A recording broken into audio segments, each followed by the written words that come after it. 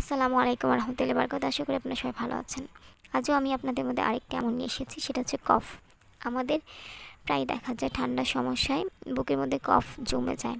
তো সেক্ষেত্রে আপনি যেটা করবেন, যখনই আপনি পানি খাবেন অবশ্যই একটু হালকা গরম পানি খাবেন এবং সেই গরম পানিতে আপনি শুরু এবং শেষে 11 বার দুরূদ শরীফ সহ 41 বার সালামুন কাওলাম মির রাব্বির রাহিম, সালামুন কাওলাম মির রাব্বির রাহিম পাঠ করে পানিতে দম করে খান।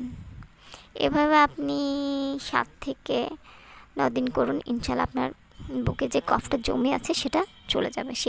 সেটা আপনি নিজে করতে পারেন বা কাউকে করে দিতে পারেন। আর আমার উচ্চারণগত কোনো যদি ভুল হয়ে থাকে প্লিজ দয়া করে ক্ষমার দৃষ্টিতে দেখবেন এবং ভিডিওটি শেয়ার করবেন, যাতে আপনার কারণে যদি কারো কোনো উপকার হয় তাহলে সবার ভাগে আপনি নিজেও হচ্ছেন। তো আজকের মতো এখানে বিদায় নিচ্ছি। ভালো থাকবেন। আল্লাহ হাফেজ।